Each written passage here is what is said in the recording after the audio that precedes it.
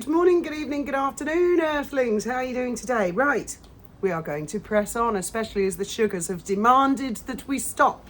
So, of course, it's like, don't press that red button. We're going to. Don't forget she's reading from Harry's book. This is what Harry says in his book, okay? So, don't shoot the messenger. Yeah, because one of the sugars said, it's lies, it's all lies. To which I pretty much said I couldn't agree more. Well, let's be fair to Harry. Firstly, I'm not sure that everyone understands, and I certainly didn't understand, that Harry went out to Afghanistan twice, 2 different times. Now, I think that he got the nickname Bunker Boy because of the type of job he was doing the first time that he went out, which I didn't know anything about, didn't understand anything about. He was an FAC. So I'm going to just quickly read that bit. It's got nothing to do with flying. I think that's the second time he was out, was it? Or... No, the first time. Was it the first time? Okay. The first time he was out, he said, I think it was the first time. What does that stand for Forward Air Controller? Okay. He says, what job would I do in Afghanistan, Colonel? FAC, Forward Air Controller. I blinked. And then he goes on to explain what that is. And then there are further chapters where he talks about his time doing this job. What page in the book is this? It's on page, starts on page 125. And then the rest of it is on 126, which is just the basic job description before Harry's even started training. Then he goes on to explain the training. Then he goes on to explain his time. He went to a place called Dwyer. And I do believe that Harry wrote those bits about that. I really do, because there's no fluffy clouds, or what was it, flowery clouds, or frothy clouds. Frothy clouds. There was none of that nonsense and word salad.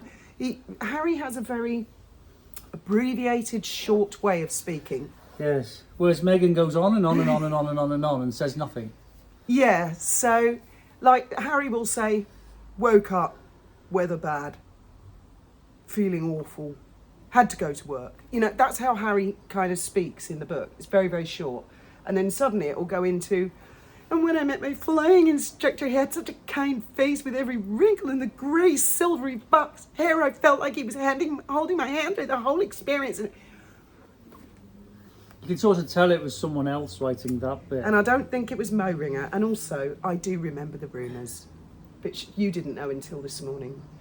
Mo Ringer went to their property. He was somewhere in an outbuilding, working with Harry as his ghostwriter. And there were puff pieces coming out saying Megan was so kind, she was taking out milk and cookies to this guy, but not interfering in the book. And the rumour was Mo Ringer got fed up after a few months and said, she's taking over, she won't leave me alone, I quit.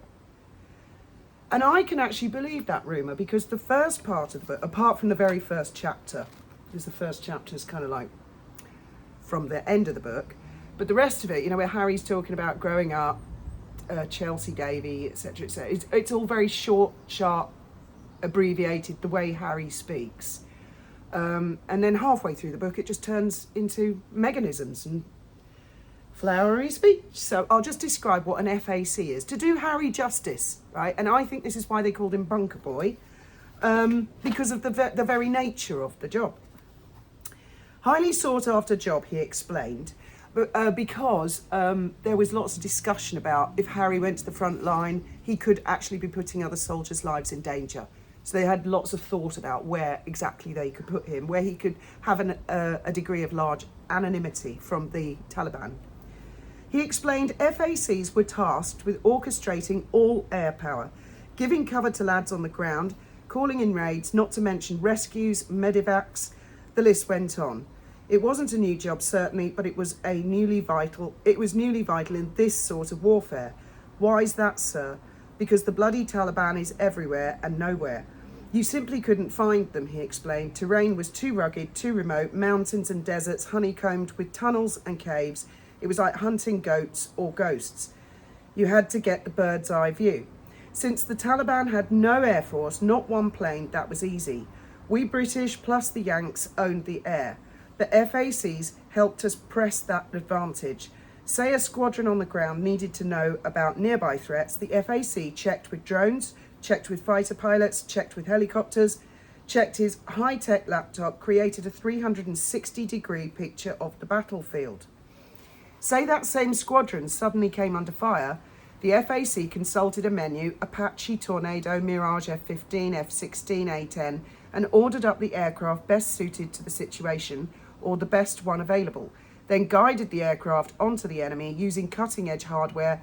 FACs didn't simply rain fire on the enemy's heads, they placed it there like a crown. Then he told me that all FACs get a chance to go up in a Hawk and experience being in the air. By the time Colonel Ed stopped talking, I was salivating. FAC it is, sir. When do I leave? Not so fast. FAC was a plum job. Everyone wanted it, so that would take some doing. Also, it was a complex job. All that technology and responsibility required loads of training. First things first, he said, I'd have to go through challenging certification process. Where, sir? At RAF Leeming. It's just up the M1. Right, so that was the first, I think that was the first time that he went out there. And then where I was up to was him training to be the helicopter pilot. Right, now, there is a guy, a very, very knowledgeable guy here in the comments called Trevor, and I'm going to read out one of Trevor's comments. He's been all over the comments trying to answer as many of you as possible. I don't know who he is. Is he the AAIB guy? No, there's a few AAIB people in the comments as well. Yeah, if I could speak. There's someone, and I should have said it yesterday, I mentioned IRs, okay? And I didn't explain to you what an IR is. Now, all pilots can fly on instruments, okay? It's part of your training. We can all do it, especially if you're doing instrument meteorological conditions, you know, flying in clouds and stuff like that. Night flying. All pilots can fly on instruments, that's not a problem. An IR is something different, and you shouldn't get confused between the two. An IR is an instrument rating, okay, and that has to be renewed, I can't remember, maybe let's just say 12 months, every 12 months. And an instrument rating is something that you wouldn't normally get if you were a private pilot. So you could, if you wanted it, you could go and pay for it and do one. But you wouldn't normally be an instrument rated pilot as a PPL. Very, very few PPLs will be instrument rated. It's more of a sort of thing you go on to a commercial pilot's license, and where you're earning money flying, you could get your instrument rating and then renew it every so often. But if you became an airline transport pilot's license, then you would definitely have to be instrument rated, and it's something that you would have to do. You have no say in the matter, and you've got to renew it every however it comes along. But as far as helicopter pilots are concerned, I've known loads of helicopter pilots, some really seriously good helicopter pilots. Dennis Kenyon, for example, good friend of mine. But none of them had instrument ratings, none. The only helicopter pilot I ever knew who had an instrument rating was, I can see his face, can't think of his name, but he worked for Bristow's, which was, they used to fly out to oil rigs in the North Sea, and they were going out in all horrible weathers. You know, they had to take people out and they had to land on oil rigs in really shitty weather and back, and those boys are the best. They had to be instrument rated. They couldn't do the job if they weren't instrument rated. But helicopter pilots generally are not instrument rated, and people have said, well, the army they do fly in cloud. I would argue they don't. Okay, they don't. Unless they have to. You might get the odd hoorah Henry who'll go off and fly in really bad visibility, but he'll have some ground references, you know, like the ground, but he won't be able to see much ahead of them, and they don't do that. They really don't do that unless they have to. We had a famous case of a Chinook, don't know if you remember that flew from Northern Ireland to Scotland. It crossed at the narrowest point, which is just north of Belfast on the corner there. And they flew across, probably going to RAF Machrihanish, Campbelltown. But just south of Campbelltown, you've got some high ground. It's called the Mull of Kintyre. And Chinook, with a load of important people on it, just spanked into the ground, just flew straight into the high ground because they were flying in cloud. Couldn't see where they were going. So yes, I dare say Army do fly in cloud, but they really don't want to, and they shouldn't.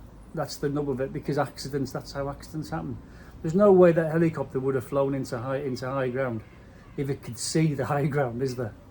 So, Right. you know, it's dangerous. It's very dangerous. More helicopter pilots are killed flying in low cloud and hitting wires than any other problem. You Yeah. know, they, obviously a helicopter can have engine failures, it can have all kinds of problems, but more pilots are killed with low cloud and wires than anything else. Okay, sorry. No problem. No, it's fascinating. I've got Trevor Austin's comments. Yeah. Hang, before we come, just before coming to Trevor's comment, because Trevor is clearly someone who's been a pilot in the military. I'm guessing the RAF because he's put loads of fascinating comments. I can't remember his full user, and I won't say his full username, but he the thought of flying around London, and people said no, you wouldn't be allowed to fly around London. There are tour helicopters. There are helicopters around London, and Trevor said not above 2,000 feet, because then you'd be entering airspace. But I mean, there's London City Airport and stuff, isn't there? There's a lot.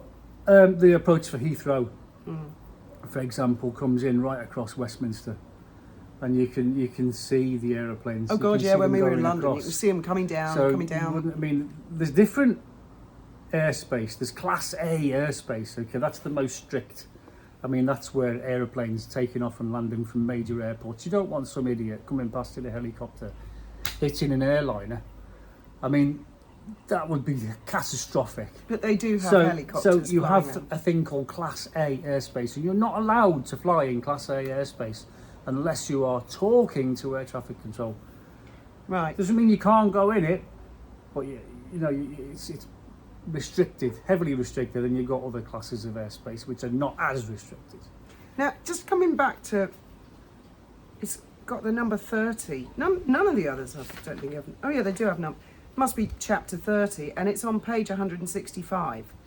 And this is really what we were focusing on in the last video. Firstly, Graham's not a military pilot. We explained that yesterday. No, I never flew in the military. Yeah. And also said you've got no knowledge of how they do things in the RAF or the Army. But Trevor has explained, which we'll read out in a minute.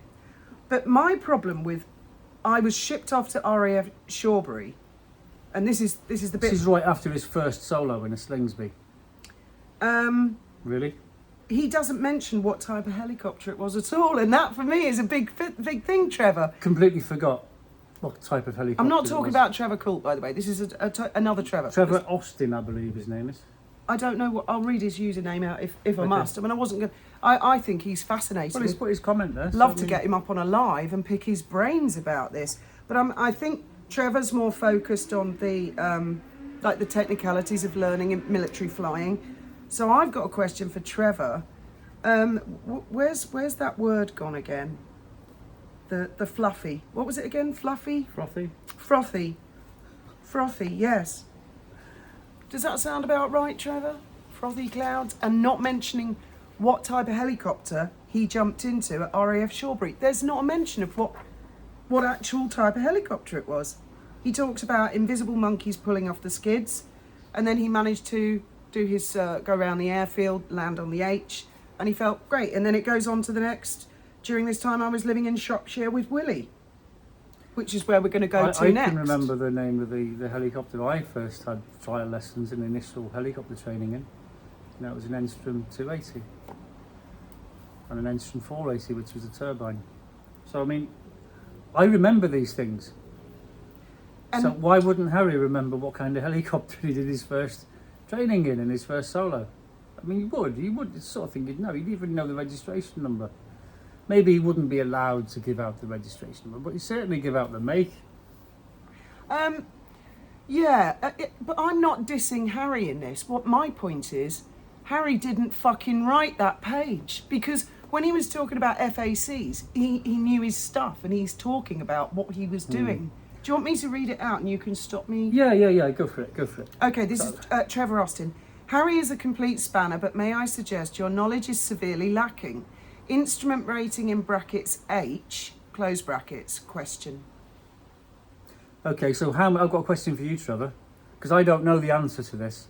How many Army helicopters pilots are instrument rated? Perhaps all. I mean, I don't know. I don't know all, any, some. I don't know the answer to that. Then he says... And there's another one.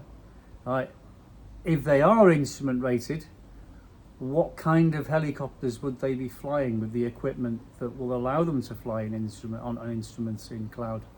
Because not all helicopters have sufficient instrumentation, such as radar and stuff like this, that Perhaps would you allow could them. tell us what the trainers are at RAF Shawbury as well, because Harry himself hasn't mentioned that. I mean, I would have thought Harry would mention something like that, and a lot of people have left comments saying they've actually Googled to see if Harry has a helicopter licence, and there's no definitive answer on Google apparently. I don't know, but the military pilots will do a lot of stuff that civilian pilots won't do, like night vision goggles.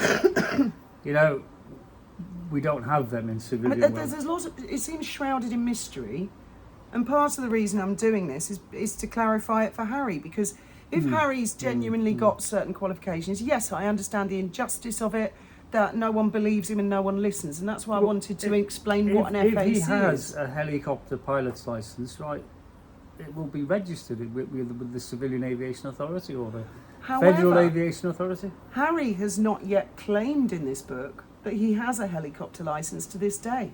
No. I haven't actually got to a bit where he says, oh, and that's not, yeah, well, I'll read Trevor's comment out. Well, because don't forget, he had the pilot's wings on his on his uniform, which means he's qualified as a helicopter pilot with the Army Air Corps, and it was presented to him by his father, who's now the king.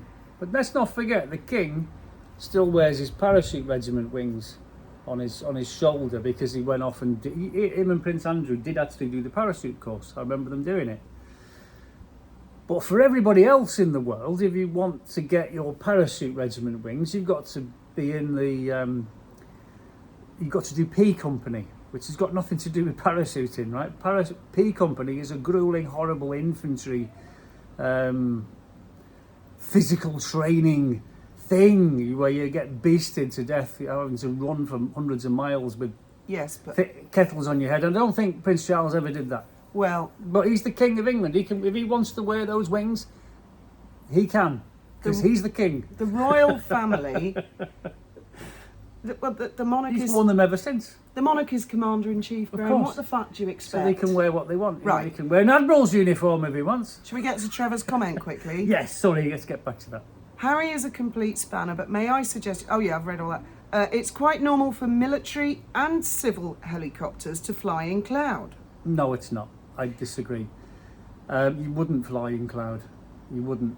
There's actually a lady, very tragic, in the comments, said that the air sea rescue helicopter could not get to her 7-month-old grandson because of bad weather, and he died. And that is tragic. And my heart goes out to her just for a moment. Yes. That's something to bear in mind. But let's not forget an air sea rescue helicopter like a Sea King that William used to fly. Those aircraft are equipped a lot better than like a Robinson R22, for example. Those things have got auto hover. You know, they can hover precisely without moving because it's on autopilot. You know, there's a lot of equipment on board that aircraft to help it fly in cloud. You know, and even they get grounded sometimes because the weather conditions are just not. Yeah. So not, I disagree. Helicopters are certainly not invincible vehicles. No. Is a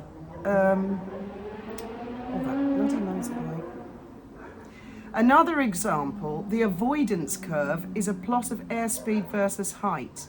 It is also normal for the pupil to operate the cyclic, collective and yaw pedals from the first lesson. Not doing so means you cannot coordinate control inputs. That, I'm sorry, Trevor, is bollocks, because I had 3 helicopter lessons and I never had all 3 controls. Yes, it was a Robinson R22 with the T-bar, which is extremely difficult, but even when my instructor had me practicing hovering, no, he had the rudder pedals. I only had the governor and on your trial lesson you get to follow through. You put your hands and your feet on the controls. So I'm sorry, that's bollocks. You're following through, but you don't know what those controls are doing. You see, do you on your trial lesson, because you've got no idea. And so I you've got can to be now introduced to each control independently to get it into. Yeah. I can now matter. pretty badly fly a helicopter round an airfield and land it on the H without crashing. So you've done it in VR? Yeah, VR. But okay. I did 3 lessons in a real Robinson 22, Yeah. which is a total bone shaker and very tricky. I got because- you an R22 on the flight simulator. Yeah, you did, and I could she never wouldn't- fly she it. wouldn't fly it. Crashed it over and over again. I mean, it's got this horrible T-bar that wobbles, so it makes the cycling like double difficult. It's really, in fact, if you can fly an R22, you're a bloody good helicopter pilot. So I'm sorry, Trevor, I've got to disagree with you on that one. That's utter bollocks. And I would consider myself fairly capable of multitasking. Well, why would they introduce you to all 3 when you don't know what they do? Yeah. You know, you've got to That's introduce just all shit. the student to one controller at a time, and there's a lot to take in, you know. Right, he's on to the Firefly. Yes, Slingsby M260. Hang on, well, do you stop you there? Slingsby what? Firefly, yes. M260, oh, it's a 260 horse. Okay, got it. Yes, Slingsby M260 Firefly T67 200 HP with a wobbly prop. So why is a 260 a 200 horse? I don't know. Wobbly prop, that just means variable pitch propeller. Now, why would you train? See, this is again, I don't know because I'm not never been in the military, but why would you train a pilot who's never flown an aircraft before on an aircraft with a variable pitch propeller? Because most student pilots learn in a fixed pitch propeller. Again, it because could be you've got different. one knob and one RPM gauge. I mean, that's how it works. Whereas if you've got a variable pitch propeller, you've got 2 knobs and 2 gauges. You've got manifold pressure and RPM. So you're adding more complications to the student's brain. You want to keep it simple. Or is it? Well, yeah. I mean, that's another thing that. I mean, it's not a big deal, the variable pitch propeller, but I would start a student off on a fixed pitch propeller and then move on to the variable pitch propeller later. Right. I don't want to. Sorry. I don't know. I'm confuse not people too much because. I'm not saying the military don't do that. They might do that. It could be that that's a military thing. Yeah, I don't know, but That is normal for military training. That was the next sentence, which answers your question. I didn't know that. Yes. But I'll take your word for it, Trevor. Yes, they did have white spinners. RAF Barkston Heath was the location of the Defence Elementary Flying Training School and still is. The instructors are contractors. Then he goes on about, Probably airwork or something like that, I guess. he says entropy, wrong word. I mean, Entropy. I've never heard of that word before. A lot of you have explained it means chaos, but spin recovery, throttle closed, full opposite rudder, stick fully forwards, services flying, spin recovery before solo, yes. Okay, well, spin recovery is no longer in the... they took it out before I did my PPL, which was in '96. I've got my old Trevor Tom's flying book there, and spin recovery was in it, in the Trevor Tom's, but they'd taken it out of the syllabus, so they no longer used it. Now, I'm not saying the military don't teach people, because they do, obviously you do, there's incipient spins and there's full spins, and you do recovery from an incipient spin. That's where it's dropped the wing and it's going into a spin and you can recover it. It's not a full spin. Full spin is, we just didn't do it. We did not do it in the PPL syllabus, but that doesn't mean the military don't do it. And according to Trevor, the military do it before the first. So, solo. I mean, Trevor's a very knowledgeable guy as far as military, which neither of us have any knowledge of. And I'm not saying Trevor's wrong. I mean, what he's saying here is probably right. Yeah. Just because I don't agree, I don't think that's a very good idea. It doesn't mean I'm right. Yeah. Doesn't mean I'm right. So Trevor, don't get the knock with me because I'm not having a go. I'm just saying I find that odd to believe. I feel that the bit about the student should be able to control all 3 controls on a helicopter from the first. That's just utter horse shit. That's from my own personal experience. The services are not very enlightened operators, so a 3-degree glide would be normal. Sod engine failures. Sod engine failure. Now I'll just stop you there. Sod. Let me just quote you there. Sod engine failures. So you think the military are just very lackadaisy when it comes to safety? No, I don't think I agree with you. What's there. the worst case scenario? You get an engine failure. Will you crash and die?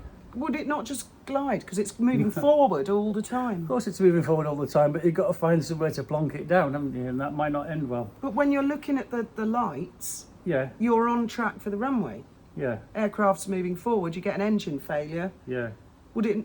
Will it drop a lot? Well, what's the wind speed doing? If there's no wind, you're going to glide further than you will on a very windy day because you're landing into wind. So, I mean, there was an airliner only the other day, a DHL from Germany somewhere, crashed in, was it Lithuania? and they were coming in on the approach, and they just landed before they got to the runway. They hit a building. So I mean, Why? it can happen. I don't know why. Oh, But right. we haven't got to the bottom of the investigation. But you know, you have to have sufficient height to reach the runway, and of course that depends on how strong the wind is. Right, we're coming to the really meaty bit of Trevor's thing. Trevor should have if you haven't got a YouTube channel, you got to get one, man, because you know your onions on There's this. loads of pilots out there who will argue with each other to the death forever. I think this is really interesting what he's saying. The syllabus today: elementary flight training, ground school at Cranwell, 45 hours flying at Barkston Heath, then 35 hours squirrel, basic handling and cross country, a further 34 hours instrument, night and low level nav, finally 91 hours at Middle Wallop. Then you convert your operational type. At no time do you ever have a license. So that's a lot. Now, I come back to Trevor. I've got to ask, on this particular part of Harry's book, that's a lot what you've just explained. That is a lot. And all we're getting is, I can never remember that word. Was it floppy clouds? Frothy. Frothy clouds. Frothy clouds, and no name of the helicopter. Not a mention. Well, he didn't say he did 39 hours on the T-67. He said he did his first solo, then he was off to Shawbury to fly an unnamed helicopter. So So yeah. I would query that. I would. And then Trevor says something I don't understand. Service flying. You obviously haven't heard of cardboard bombers. Harry, No, I haven't heard of a Harry cardboard was bomber. probably told, but decided not to use his. So I don't know what that is. Perhaps you can explain. What is a in the comments. cardboard bomber, Trevor? We don't know. I've no idea. No idea. I've heard Right. of an Airfix model. Has that got anything to do with it? So let's get on with the book. Now he's Yes. living. He's living with Willie. Oh, I hate the way he calls him Willie. Big Willie. Oh, during this time, I was living in Shropshire with Willie, who was also training to become a pilot. He found a cottage 10 minutes from their base on someone's estate and invited me to stay with him, or maybe I invited myself. The cottage was cosy, charming, just up a narrow country lane and behind some thickly canopied trees. The fridge was stuffed with vacuum-packed meals sent by Pa's chef: creamy chicken, rice, beef curry. At the back of the house there were beautiful stables, which explained the smell of horses in every room. This is coming from a Windsor. I mean, they grow up with horses. Anyway, let's go with that. They've seen horses before. Because when you've been around horses, at first you smell it, but then, you know, if you live with them, work with them, you don't notice it afterwards. So that's a bit of a weird one.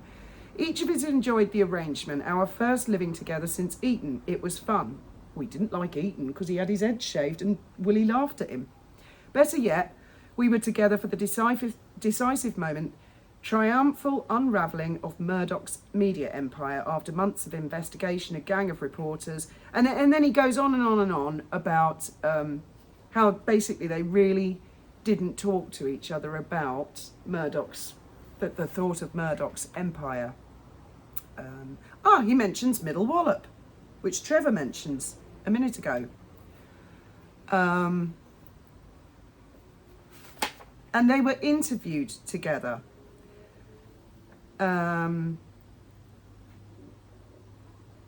Strange, while all this put Willie and me in a chipper mood, we didn't talk much about it explicitly. We had loads of laughs in that cottage, passed many happy hours talking about all kinds of things, but seldom that. I wonder if it was just too painful, or maybe unresolved, or maybe there was some tension under the surface. This is all very flowery. I turned and gave him a look. Was he joking? Oh, yeah. Tension under the surface. While sharing the cottage, we had agreed to a rare joint interview in an aeroplane hangar at Shawbury, during which Willie I saw that. griped endlessly about my habits. Harry's a slob, he said. Harry snores. I turned and gave him a look. Was he joking? Well, I remember that. And yes, he was joking, and Harry was taking it as a joke. So again, It just seemed like brotherly banter to me at the time. yeah. I cleaned up after myself. I didn't snore. Besides, our rooms were separated by thick walls, so even if I did snore, there was no way he heard. The reporters were having fits of giggles about it all, but I cut in. Lies, lies. And I remember him, and he was joking when he said that. That only made them laugh harder. Willie too. I laughed as well because We often bantered like that, but when I look back at it now, I can't help wonder if there was something else at play. I was training to go to the front line, the same place Willie had been training to get with the Palace at Scuttle. I'm sorry, I think I just slipped into mechanism. No, I think William and Harry were getting on just fucking fine. I think they were bantering, I think they were having a laugh, and I don't believe Harry Windsor wrote that fucking paragraph. And I'm we'll sorry. see you in the next episode. Oh, we're going to leave it there, are we? Yeah, I think okay, so. we can carry I on. think Let so. us know. Let us know. think And so. Trevor, yes, let us know. What's a cardboard bomber? Yeah. And please elaborate, Trevor, if you want to come on live and chat about it. Yeah, that would be great. No problem at all. Thank you very much for listening.